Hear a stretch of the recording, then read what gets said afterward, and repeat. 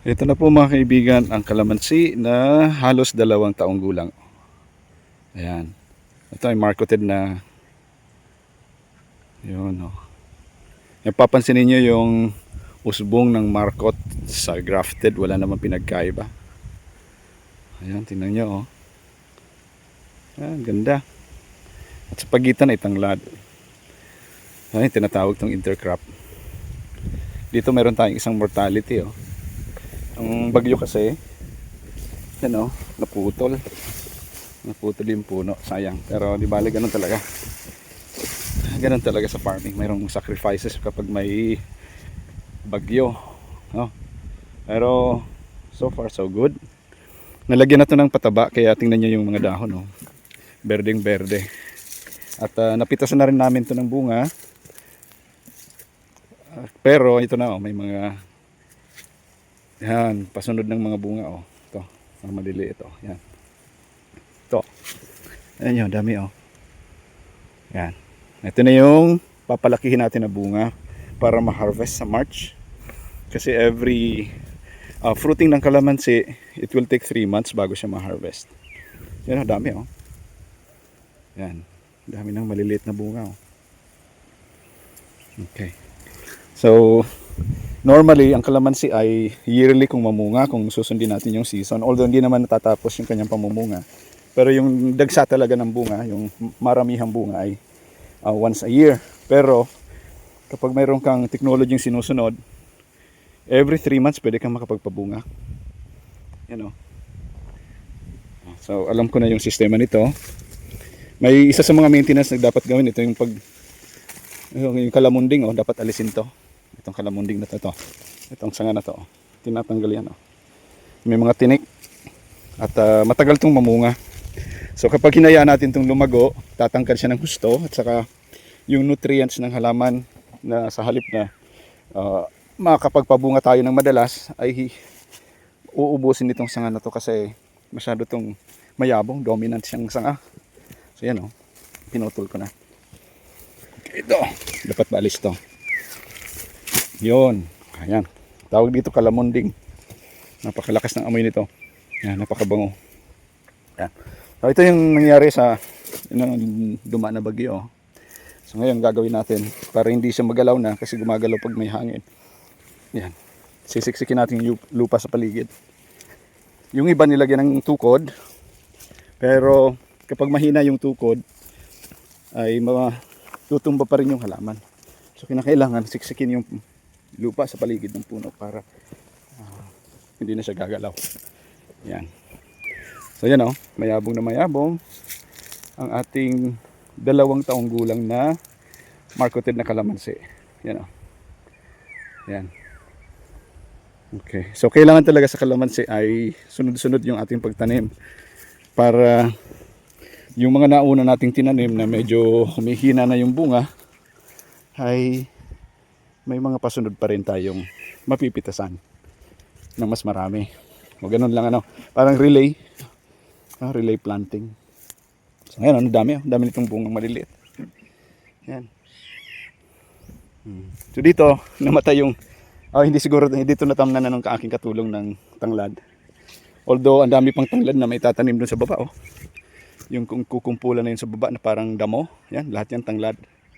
Yan. So pwedeng kunan niya ng pantanim para ilipatanim dito sa mga bakante pa. Kahit dito, bakante pa rin. Although mayroon kaming itinatanim na buto ng kalabasa, Sofia, kasi pwede pa naman siyang tamnan dito sa gitna. Yun lang, kailangan ng maintenance para hindi siya gagapang dyan sa mga kalamansi. Yan, tingnan nyo to, oh. Halos naninilaw na yung mga dahon. So hindi pa ito napansin ng aking katulong. So kailangan lang yan para hindi na magalaw. Ay, yan, ganun. Tabunan ng lupa, siksikin. Para hindi na siya gagalaw. At kahit medyo slanting na yung halaman, magre-recover pa rin siya, no? At titibay yung puno. Ganun lang. Ito kasi naka-flat, di ba? Malambot yung lupa. Kaya hindi ganong firm yung structure ng ugat doon sa lupa sapagkat yung lupa ay buhaghag. Yan. Ito, medyo stable siya. No? Yan o. Stable yung kanyang pagkatanim. Kaya well distributed yung ugat. Dahilan kung bakit hindi natumba yung halaman. Yan. So, ganda. Ganda ng tubo ng ating kalamansi dito. Yan o. Napakaganda. Yan. So, ito ay, ilan ba to? 100 na puno. So 1, 2, 3, 4, 5, 1, 2, 3, 4, 5, 6, 7, 8, 9, 10, 11, 12, 13, 14, 15. Okay, so more or less nasa 80 puno to. Ayan o. Dito humahabol din kahit medyo nabansot to. Nabansot. Ayan. Dito may mga tanim na akong kasoy. Yan. Meron na yung mga kasoy. Saka yan, alternate sa nyug. So kinakailangan talaga meron tayong mga combination plant para kapag sinasalanta ng bagyo, no, pag nasira yung isang uri ng halaman, meron pa rin tayong aanihin doon sa kanyang combination plant. No. Ito kasing kalamansi medyo resistant siya sa malakas na hangin. Although nabubuwal pero hindi lahat, no. Tingnan niyo, parang hindi dinaanan ng bagyo. Yan, napakaganda. Pero yung ibang puno kong ninyog doon, no? Kawawa yung mga takunan ko. Nabuwal yung iba. Yan, ito naman kasoy, oh. Ito yung kasoy. Yan. Yan. Kailangan talaga malinisan sa puno kasi kapag nag-i-spray ng pamatay damo, tinamaan yan. Kawawa. Sayang. So ito yung unang bunga ng aking mother plant na kasoy. Kinuha ko yung mga buto at tinanim ko sa polybag. A few months ago ay na-transplant na ng aking katulong. Yan.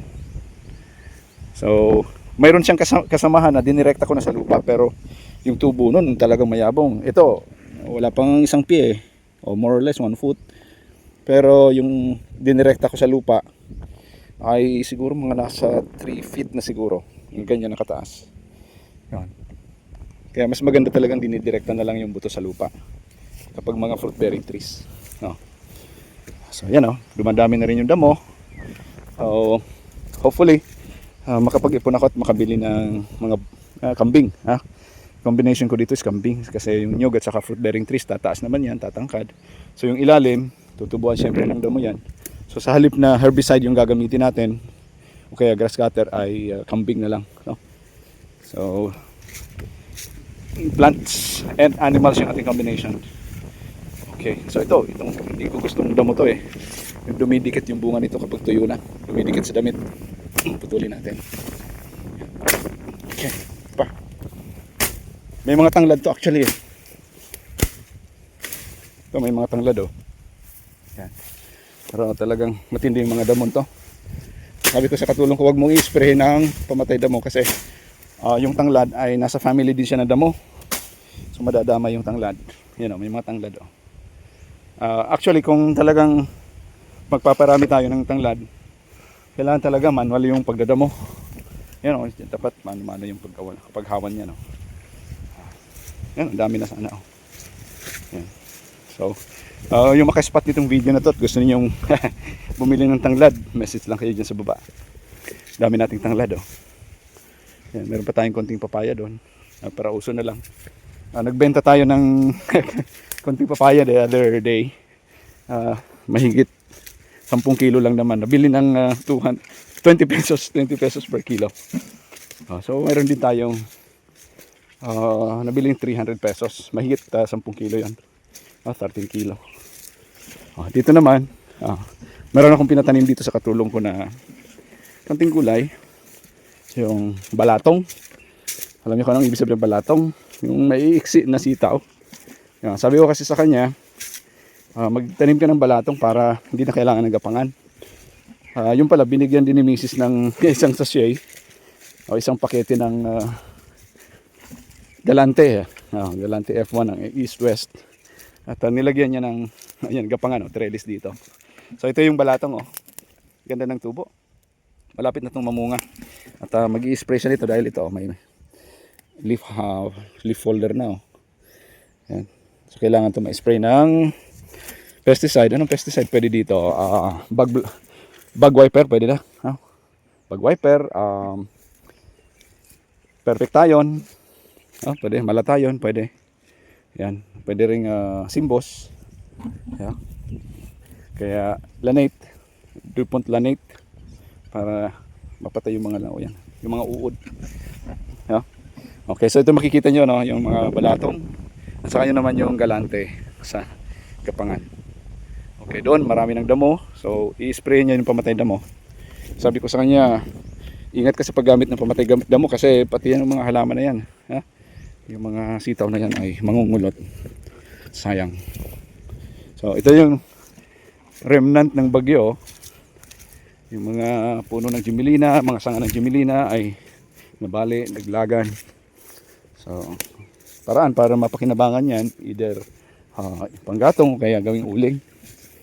Yeah, masyado na mainit, pambira. Past 11 o'clock na. Yan. So dito may plano akong gumawa ng fish pond. Although yung fish pond ko dito magkakaroon lang ng sufficient na water pag tag-ulan. Pag summer wala. So anyway, magiging seasonal lang siya na fish pond. Dito oh. Meron nga tumubong gabi oh, dahon ng gabi doon oh. Sa gitna. So ito lowland basically gagawing parang sagpan, tawag namin sa Bicol, sagpan. So haharangan mo dito, haharangan ng concrete structure na yun, naka-arrange na bato dito sa lowland na to para kapag mayroong dumadaloy na tubig ulan ay matatrap siya doon, makukontain at pwede tayong maglagay ng isda. Nasa party na yon. Actually dito pwede pa, kaso pinatamnan ko na ng saging. Yun, so kapag walang bagyo, bastante yung ating saging. Wala tayong problema sa saging. Yan, nalaglag na nyog oh, tumutubo na. Yan, yun pa oh. Tumutubo na siya. So wala tayong problema sa pampalit na nyog na pantanim. You know, daming bunga. Yan. Pero yung mga nyog ko dun sa taas ay alas mubuwal ng lumipas na bagyo. Yan dito, may mga kalamansi pa ako. Nakasing gulang dun sa una. No? 2 years old na rin to. So, galing din to sa Marcot. Yan, ganda na rin. No? Ito yung tingnan yung nyog na takunan. No? Talagang malakas yung hangin. So isa rin sa mga problema ay medyo mababaw yung aking pagkatanim. Mababaw yung aking pagkatanim. So actually pwede pa sana itong i-recover para medyo maitayo. Ito, kaya pa to. Kaya pa ng lakas ng tao to. Na maitayo at saka tukuran. Then tambakan ng lupa sa puno. Takunan yan no. Estimate ko nito mga 2 taon mamumunga na to. Yun pa oh. Takunan. Ito naman yung matandang puno ng nyog na pilipit. Talaga medyo malakas din yung hangin dito. Ito kalamansi. Napitasan na namin. Yung mga ganito tinatanggal to. Mga natutuyong sanga. Tanggal yan. Yan o, medyo matatangkad na yung aking mga kalamansi. Yan o, may bunga na yan. Lumipas na yung season niya. Kaya yun, nagpabunga kami ulit ng panibago. O yan, may mga tira pang konti. Yan. Ito o, tira. Yan, tira-tira. O, ito. Yan. Yan. Dapat matanggal to para makapagpabunga tayo ng panibago. Yan. So ito kailangan, pwede na itong ma-spray. Actually nakapagpabunga na siya. Oh, yung katulong ko. Meron ng konting nabuo dito. Pero bubulas pa to ng bulaklak. Ito oh. Kailangan lahat to mamulaklak. Kasi pag hindi ito napabulaklak, hahaba to. Hahaba. Nang hahaba. Saka siya mamumunga. So mangyayari, pag namunga, babagsak yung sanga na ganito. Yuyuko yung sanga. So kailangan talaga ay pagkatapos na mapitas yung bunga ay spray tayo ng foliar fertilizer na pang talbos. Tulad yan, kapag may talbos na, spray tayo ng pampabunga. Kaya ito, okay na to. Ready na to para pabungahin. Kasi meron na siyang mga bagong talbos tulad nito. Kailangan ito mapabulaklak na. Yan. Ganito mga tira-tirang bunga, inaalis. Yan. Ito ganito yung sistema natin sa pagpapabunga ng kalamansi. After na mapitasan, karga tayo ng abono.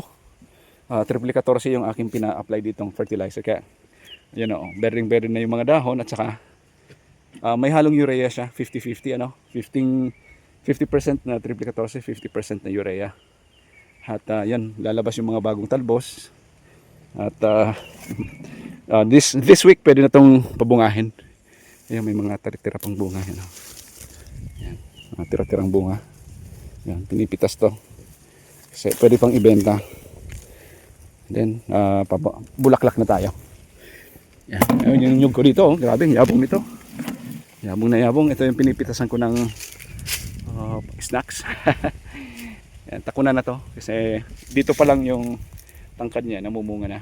Ngayon more than mga 1.5 meters pa lang galing doon sa lupa, namunga na siya.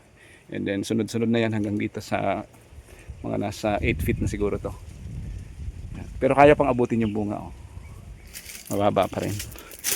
Yan. So nabali yung mga dahon niya nung lumipas na bagyo. Yan. Petsa ngayon December, ano bang petsa, tinan ko yung relo ko. December 23. Bukas Pasko na. Yan. Nandito tayo sa farm para yan, gumala, tingnan natin yung kalagayan ng mga halaman at kung may bunga ay mamitas. Yan, tingnan nyo yan, oh. Puro yan marketed, pero grabe, oh, tangkad na, oh. So magmamarket na tayo ng mga sanga na yan. So galing sa market na halaman, magmamarket din tayo para dumami yung halaman. Ito, nabansot. Yan, oh. Pwede pa itong i-recover. Medyo bakante dito, pero kaya pala kasi bansot yung halaman. So ito, takunan din, oh. Yan, may konting kulisap, pero kaya itong i-recover. Yan, yan, oh. Yung ating mga halaman. Yan. Okay, so ang maintenance sa damo ay herbicide lang. Herbicide. Although kailangan maging maingat sa paggamit. Kasi kung masobrahan at tamaan yung halaman ay masusunog, ano, maapektuhan yung paglago ng ating halaman. Yan, oh, may mga bunga pa yung ating kalamansi. Yan. So pwede pa natin itong ibenta. Okay. So tingnan nyo nangyari sa mga nyug ko, oh. Nabuwal, naputol. Happy.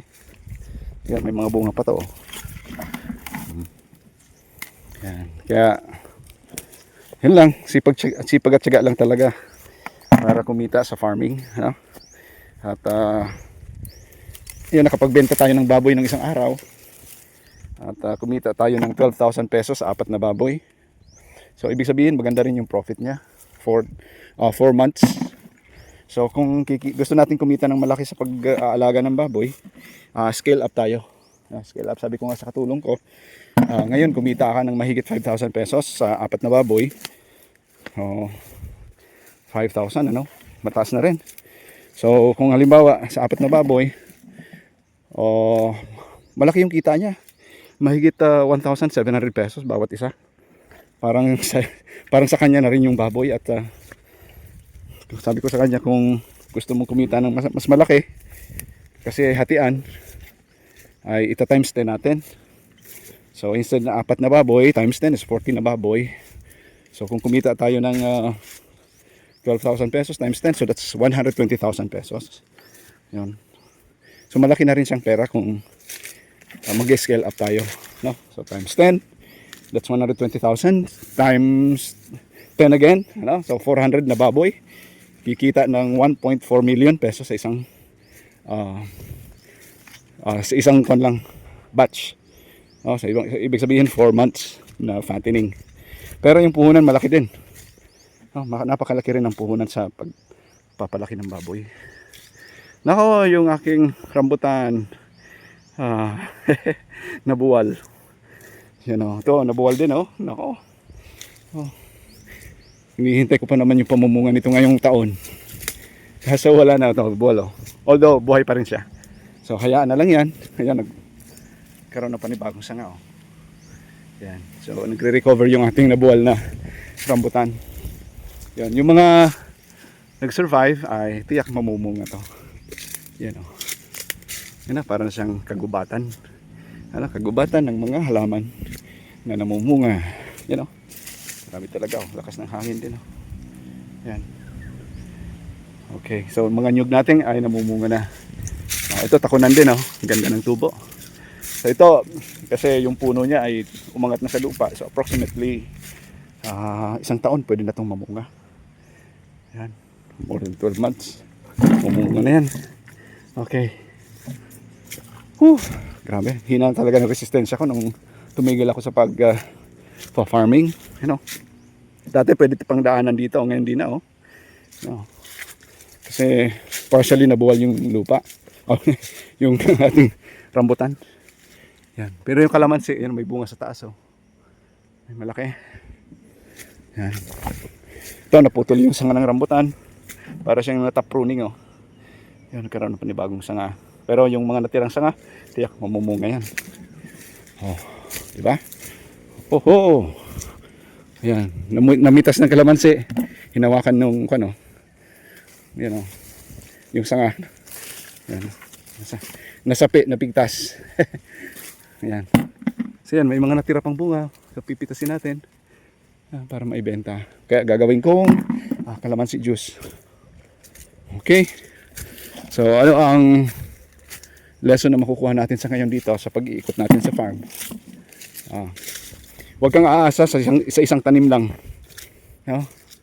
Sabi nga ni Warren Buffett, kung kilala niyo si Warren Buffett, isang tanyag na business tycoon sa US. Sabi niya, do not put all the eggs in one basket. Sa English na. Huwag daw ilalagay ang lahat ng itlog sa isang sisidlan. Sa isang basket. Kasi pag napunit yung basket, nabitawan mo lahat ng itlog, basag, di ba? Wala kang gaanong mapapakinabangan. So sa tanim ganun din. Huwag kang magtatanim o aasa sa isa lang na tanim. Dapat mag-combine planting ka, multi-cropping, companion planting, integrated farming, para pag dinaanan tayo ng bagyo, hindi tayo nasisiro. Tulad niya, napigtas yung sanga, pero may mga pumalit. Pero itong mga pumalit na sanga, aalisin natin to. Kasi hindi to maganda. Yung natirang sanga, na lang yung palalagoin natin. Pero itong mga bagong sanga na may mga tinik-tinik, hindi ito pinapalago kasi ano to. Yan. Matagal pamumunga. Okay. So doon tayo sa mga dating sanga. Yan ang lalago. At agad na mamumunga. Yan. So tingnan nyo. Yan. So dito talaga sa Bicol, typhoon prone area. So kinakailangan maging wais ang farmer, Huwag aasa sa isa lang na crop. Tulad niya, Ayun, huwag aasa. Huwag isasandal ang ating kabuhayan sa isa lang na mapagkakakitaan. Dapat multiple. Kasi maraming uri ng calamity sa ating mga naipundar.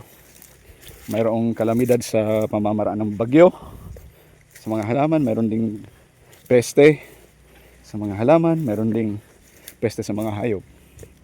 So kinakailangan tuloy-tuloy lang yung ating paggawa ng paraan para maitaguyod yung ating livelihood, yung ating mga pangkabuhayan. Tulad niya, may mga bunga yung kalamansi sa daanan, so pwede nating pitasin. Yan. Kahit medyo maliit pa to, pero juicy na. Yan. Actually, kung tututukan ko itong pamimitas ng mga tirang kalamansi, siguro makakaipon pa tayo siguro ng mga 5 red bag. 5 red bag dito sa almost 1,000 na puno ng kalamansi. 1,000. Yung iba kasi kung pa lang bagong lipat. Pero all in all siguro mga nasa 1,200 pieces na itong puno ng kalamansi dito. Yan. So kung halimbawa mapayabong natin ng husto yung sanga, ayun. So definitely mag-multiply yung production. Multiply yung production ng bunga. Lalo na kapag season. Sa ngayon lumipas na yung season. So magpapabulalak tayo ng panibago. Okay, halata naman sa mga sanga ng mga bagong dahon. Yan. So kapag na-sprayan to ng pampabunga, di sa March marami na naman tayong pipitasin. Ganun lang. Season lang parang buhay, weather lang. Pero kapag pinabayaan mo, kahit season, wala kang gaano mapipitas. Ayan. So, yan na mga kaibigan, salamat sa inyong panonood. Ayan na, yung remnant ng bagyo, yung ating mga saging na saba, yan na, nagsibagsakan. Pero hindi naman na zero, mayroon pa rin natira. Mayroon pa rin natira. At may mga bagong usbong, yan, yung mga saha. At after 8 months ay mamumunga na naman yan. Di ba? Yung ating mga ito, yung mga mahilig mag-spray ng pamatay damo, yung pinya, wag nyong susumpitin sapagkat mauubos yan. 100% mauubos yung ating pantanim na pinya. Binili pa naman natin yung mga seedlings niyan o yung mga pantanim. Okay, medyo nangihina na ako. Humina yung aking resistensya. Pero ngayon ito, back to the farm tayo. At mamimitas tayo nitong mga ano tawag dito? Mulberry. Mulberry, yan, may mga bunga. Ito. Mulberry plant. Yan. Para makain ko at managdagan yung aking energy. Ay nako, nanghina yung aking katawan. Yan, nyug na mamumunga na sana. Nabuwal pa. Yan, ganun talaga. Hindi na natin kayang ibalik yan para patayuin. Pero sana makarecover pa siya. Yan magbibend siya dito. Magbibend yung puno at saka aakyat ulit. So kung hindi gagalawin yung puno, makaka-recover pa rin yung nyug na yon. Yan. So ngayon, maraming salamat sa inyong panonood. At mamimitas tayo ng mulberry para meron tayong pang snacks. Okay? God bless you all. Bye-bye.